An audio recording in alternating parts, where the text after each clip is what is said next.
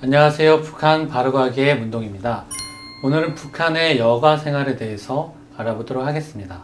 우리가 항상 일만 하고 살 수 없듯이 우리에겐 휴식이 필요한데요. 과연 북한 사람들은 어떻게 휴식을 취할지 알아보도록 하겠습니다. 오늘 이 자리에 북한 소식을 가장 빠르고 정확하게 접하는 인터넷 뉴스 데일리 NK의 박인호 대표님 모셨습니다. 대표님 안녕하세요. 예, 안녕하세요. 오늘은 북한의 여가 생활, 휴가에 대해서 알아볼 텐데요. 북한 사람들도 휴가가 있을까 참 궁금합니다. 실제로는 휴가가 있나요? 예, 이제 특정한 기간을 정해서 휴식을 취하면 휴가가 되는 거고요. 이제 하루 일과 중에 짬 시간을 내서 또 휴식이나 재충전을 한다면 뭐 여가라고 말할 수 있겠죠. 결론부터 말씀을 드리자면 북한에서는 우리와 같은 여름휴가, 정기휴가, 뭐 연차휴가, 월차휴가 이런 건 없습니다. 예, 그래서 다만 법정 공휴일 혹은 직업마다 이제 공휴일은 있는데요. 뭐 알려져 있다시피 구정, 추석 이런 뭐 민속 명절은 2일에서 3일 정도 연휴가 주어지고요.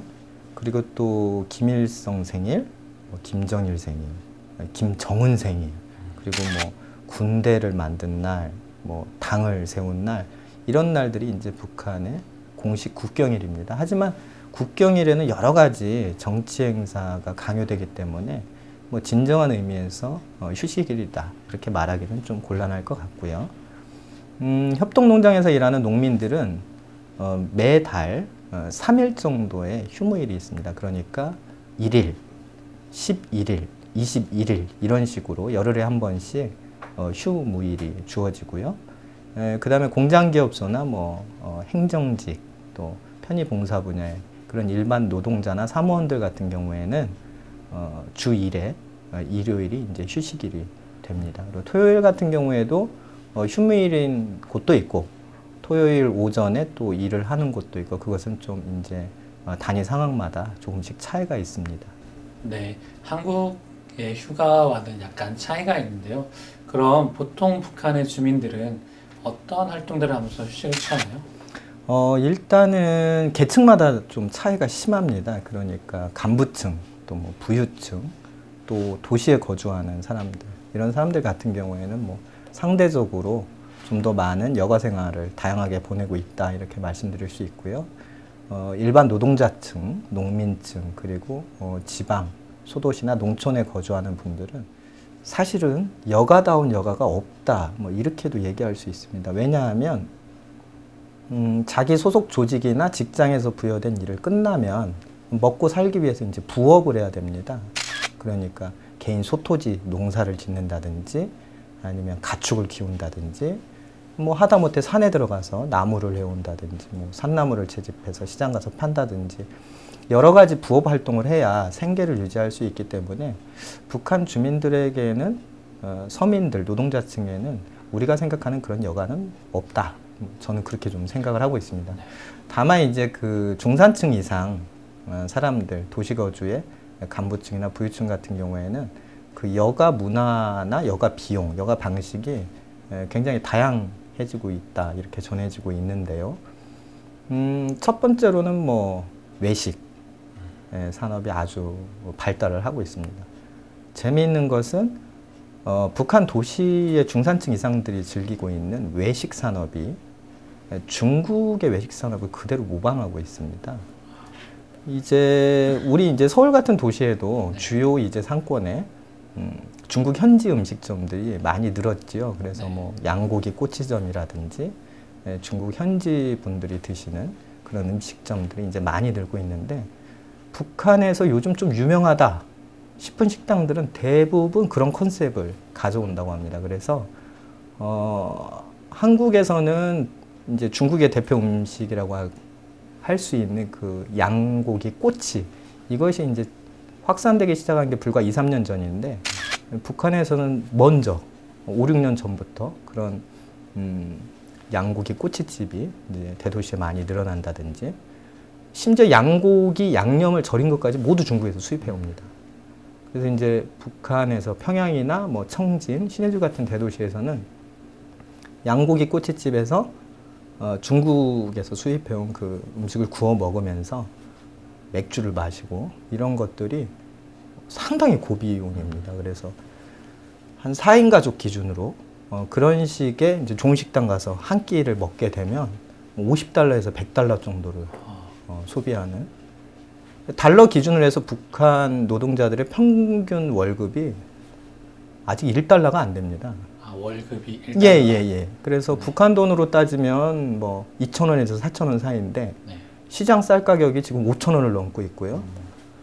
그런 달러 대비 환율로 치면 이제 1달러도 안 되는 돈을 받고 있는데, 그에 비해서 도시의 상류층은 꽤 많은 돈을 한 끼 외식으로도 과감하게 사용하고 있는 그런 형태죠. 외식 문화 말고 이렇게 좀 집단적으로 하는 문화 중에는 뭐 노래방도 많이 보급이 되어 있어요. 아, 노래방도? 예. 그래서 노래방이 많이 보급이 되어 있는데 재밌는 건 역시 노래방에 중국 노래가 많이 있다는 겁니다. 왜냐하면 그 기기 자체를 중국에서 들여오기 때문에 그런 효과가 있는 것이고요. 또 노래방에서 이제 또 뭐 주류를 판매한다든지, 또 거기서 이제 뭐 성인 문화, 뭐 아무튼 그런 뭐 바람직하지 않은, 뭐 굳이 권장하기 힘든 뭐 그런 뭐 문화도 많이 좀 확산이 되고 있다. 또 뭐 고가의 수입 양주를 판매하고 있는 그런 주점들도 계속 늘어나고 있다. 이런 얘기가 들려오고 있고요. 사우나 문화, 그러니까 목욕 문화 이런 것도 이제 최근 한 5, 6년간 확산되고 있는 문화입니다. 원래 북한에서는 이제 공중 목욕탕이 국가가 운영하는 서비스망에 의해서 뭐 지역마다 동네마다 있었는데, 이제 국가가 운영하다 보니까 전기가 안 오죠. 물이 없죠. 사람들이 이용을 안 하기 시작했죠. 원래 이제 북한이 이제 상수도나 전기가 매우 취약하니까. 그래서 이제 90년대 이후에 2000년대 중반까지는 사실은 북한 주민들이 이렇게 목욕하고 씻는 위생적으로도 상당히 불편이 많이 느꼈습니다. 그래서 어떻게 해서든 자기 집에서 이제 그런 것들을 다 해결을 했는데, 2000년대 중반부터 시장 문화가 이제 확산되면서 그러한 장사들도 이제 늘어나서, 예를 들면 이제 개인 집에서 이제 뜨거운 물을 팔팔 끓여놓고 큰 대규모 양동이 이런데 뭐 500원, 1000원씩 받고 이제 씻을 수 있게 해주는 그런 시설들도 이제 들어섰고요. 그런 것들이 이제 서민층에서도 확산이 되다 보니까 대규모 이제 최신 설비를 갖춘 이제 대중 목욕탕, 뭐 사우나 이런 것들도 이제 들어서게 되었습니다. 그래서 거기에서 뭐 안마, 뭐 이발, 그 다음에 뭐 어떤 미용, 뭐 손톱도 깎아주고 뭐 눈썹도 정리해주는 그런 이제 서비스업까지 부가적으로 이제 출연을 했다, 그런 얘기도 들리고 있고요. 그러나 이런 것들은 이제 어디까지나 일부 특권층, 상류층들이 누리고 있는 새로운 트렌드일 뿐이고요. 대다수 평범한 북한 주민들에게서는 비용이 너무 비싸고, 또 제일 중요한 건 그럴 시간이, 마음의 여유가 충분치 않다는 것이죠. 그래서 이 여가 생활에서도 북한의 그런 빈부격차, 도농격차, 또 계층격차가 아주 심각하게 발견되고 있습니다. 네. 예전에 뉴스에서 김정은이 평양에 놀이동산을 개장했다는 게 뉴스에 한번 나왔었는데요. 그걸 보면서 사실 저는 북한 주민들이 하루하루 먹고 살기도 힘든데 놀이동산을 누가 갈까 이런 생각을 했었는데, 사람들이 많이 이용한다고 하더라고요. 실제로도 많이 이용을 하나요? 예, 북한에서는 이제 우리의 놀이공원, 놀이시설 이런 것들을 이제 유희장 이런 이제 표현을 씁니다. 그래서 사실은 원래 이제 북한의 그런 유희장들이 각 도시의 중심 지역마다 최소한 한두 개씩은 다 있었죠. 평양만 있는 건 아니고요. 최소한 도청 소재지급의 도시 혹은 그에 준하는 규모의 지방 도시들에서도 그러한 시설들이 있었습니다. 그런데 이제 1990년대 경제난을 겪으면서 다 녹슬고 이제 작동이 안 됐죠. 2000년대 후반부터, 그러니까 김정일이 살아 있을 때 노동당에서 이제 인민 생활을 향상시키겠다, 뭐 이런 이제 정치 선전의 의미에서 약간의 시설 투자를 하게 됩니다. 그래서 이제 그러한 이제 놀이 시설, 유희장들이 개보수되어서 새롭게 이제 개장을 하게 되었는데요. 특히나 김정은이 집권하면서 자신의 치적 사업으로 주민들의 어떤 체육, 또 여가 활동 이런 것에 또 공을 많이 들이고 있어요. 그래서 이제 김정은 집권 한지 이제 1년 반이 좀 넘고 있는데 특히 평양을 중심으로 해서 이제 상당히 새로운 현대적 시설들이 계속 선을 보이고 있습니다. 평양 같은 경우에 이제 대표적인 놀이공원이 만경대 유의장 또 문수 유의장 뭐 이 두 가지 정도가 이제 꼽히고 있는데요. 약간 유치한 느낌을 우리한테 줄지는 모르겠지만 그런 시설에서 이제 뭐 회전목마라든지 뭐 어떻게 설명을 드려야 할지 모르겠지만 제가 그런 놀이기구를 정확히 명칭을 잘 몰라서 뭐 이제 빙글빙글 돌고 뭐 그런 이제 그런 스릴을 주는 그런 시설들도 작동을 하고 있다고 합니다. 그런데 이제 그런 유의장 같은 경우에는 특별히 더 웃돈을 받거나 그러진 않습니다. 근데 이제 북한은 모든 게 국정 가격이 있고 실제 사람들이 수요가 많기 때문에 실제 시장 거래 가격이 이제 따로 존재하는데 예를 들면 이제 평양에 옥류관 냉면을 먹으려고 해도 국가에서 공급된 전표가 아니면 국가에 공급된 전표는 몇백 원밖에 안 하지만 자기 돈을 내고 사 먹으려고 하면 한 그릇에 몇천 원씩 줘야 되는 거거든요. 그런 이제 국정 가격과 실제 거래 가격의 차이가 있는데 그런 유의장 같은 경우에는 아직까지는 그런 격차는 없는 것 같아요. 그래서 이제 입장료가 주민들의 입장에서 보면 이제 부담이 많이 적은 것이고 다만 이제 평양 시민들만 하더라도 문수 유의장을 입장료가 문제가 아니고 우리 집에서 거기를 가는 게 문제인 거예요. 네. 대중교통이 네. 많지가 않고 네. 지하철도 늦게 다니고 지하철 늦고 이제 10,000원 항상 열차인 상태고 만약에 이제 뭐 버스를 타거나 이러려면 시간도 많이 걸리고 또 사람도 많고 또 뭐 웃돈을 주고 또 뭐 그런 기관들이 운영하는 그런 차를 타기에는 돈이 너무 비싸고 그리고 또 그런 이제 유의장에 가면 한 끼 정도는 뭔가 먹고 와야 되지 않겠습니까? 근데 그런 게 또 외식 비용이 들고 그래서 그런 유의장을 이용하는 실제 입장료보다는 그것을 이용하기 위해 부대 비용이 너무 많이 들어서 이제 평양의 이제 노동자층들은 실제로는 그렇게 이제 자주 이용하거나 많이 이용하는 것 같지는 않고요. 결국은 이제 일반 서민층 주민들은 가정에서 사실은 그리고 자기 생활 거주 공간에서 여가 문제를 이제 해결한다 이렇게 봐야겠죠. 그래서 제일 좋아하는 것은 이제 텔레비전 시청이고 또 조금 이제 능력이 되는 사람은 뭐 DVD 플레이어 이런 것들을 갖춰 놓고 자기가 보고 싶은 영화나 음악을 듣는다거나 이런 게 있고요.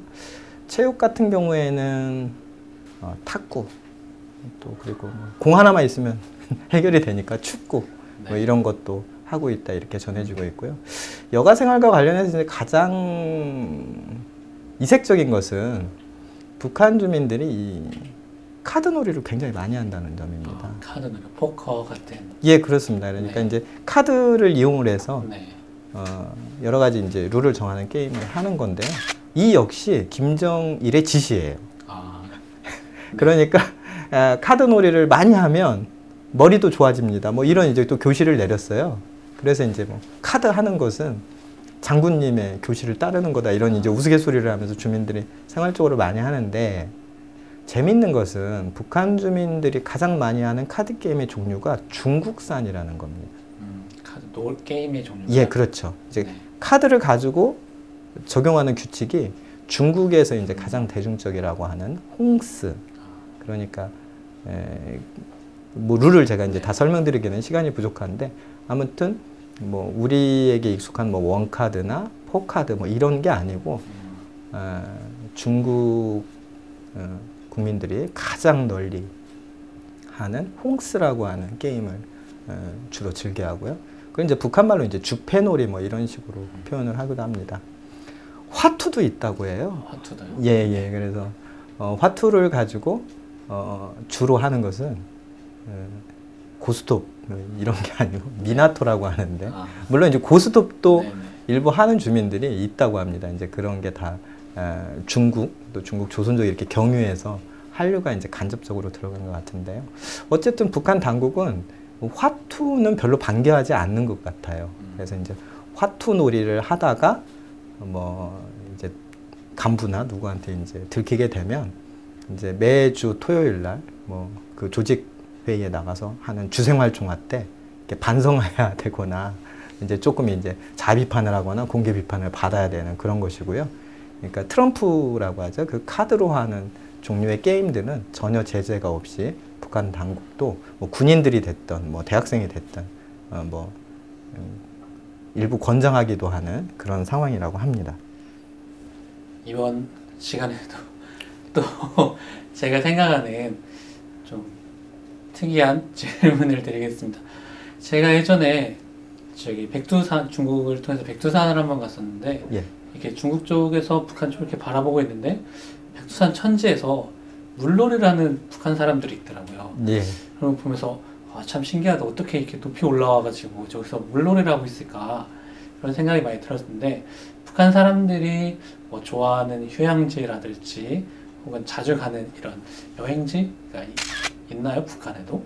예, 있죠. 근데 네. 먼저 이제 백두산에 대해서 먼저 말씀을 드리면 아마 이제 우리 국민 여러분들 중에서 백두산 여행 다녀오신 분들 굉장히 많으실 겁니다. 또 이제 연세 있으신 어른들이야 뭐 우리 민족의 성지라고 하고 영상이라고 하니까 다양한 또 관광 상품이 개발이 되어 있고 그래서 백두산 천지에 올라가시고 또 백두산 폭포를 구경하시고 그런 분들이 이제 많이 있으실 텐데 북한 주민들에게는 백두산이 관광지가 아니고요. 네. 혁명 역사 답사지예요.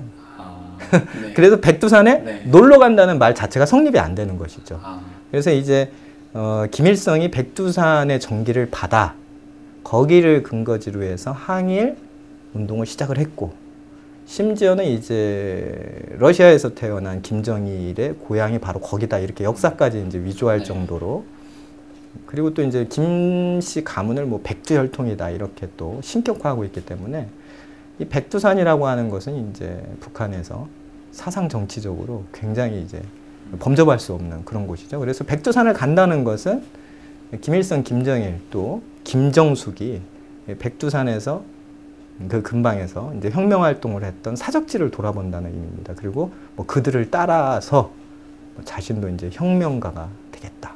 이제 이런 결의를 다지는 그런 곳이에요. 그래서 이제 중학교, 대학교 학생들 또 혹은 뭐 군인들, 그 다음에 각종 사회단체 조직들에서 의도적으로 이제 그런 답사단을 구성을 해서 백두산 답사를 가는 것이죠. 아마 그 백두산 여행에서 보셨던 물놀이 하고 있는 북한 주민들은 아마 그런 답사단이 백두산 일정을 마치고 아마 이제 물놀이 겸 또 샤워 겸 겸사겸사해서 이제 즐기고 있는 것을 우연찮게 보신 것 같아요. 그런데 이제 백두산 근방에 이제 혁명 역사지라고 해서 북한 당국이 여러 군데 이제 박물관 같은 것도 만들어 놓고 김일성, 김정일 우상화를 위한 어떤 교육시설 이런 것들도 많이 만들어 놨는데 어쨌든 간에 거기를 여행하고 지나가는 사람들한테 어떤 충분한 편의 제공을 못 합니다. 그러니까 이제 천지물까지 아마 뛰어든 게 아닌가 저는 좀 그런 상상이 드네요. 그 밖에는 이제 뭐 송도 해수욕장이라든지 우리에게도 뭐 이름이 많이 알려진 칠보산 관광지 이런 곳들이 이제 북한 주민들이 꼽는 가보고 싶은 기회가 된다면 가보고 싶은 이제 휴양시설 혹은 휴양지다 뭐 이렇게 말씀을 드릴 수 있는데 역시나 문제는 어떻게 거기를 가냐는 거죠. 시간도 시간이지만 일단 이제 일반 주민들 입장에서는 자기 거주지를 떠나려면 여행증명서를 받아야 되고 네.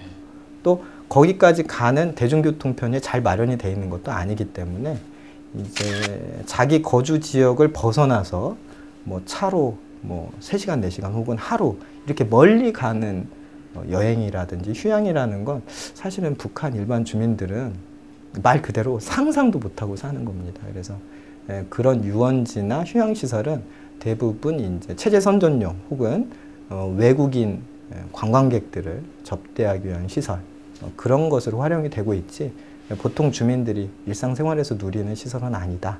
그렇게 이해하시면 되겠습니다. 네, 오늘 말씀 감사합니다.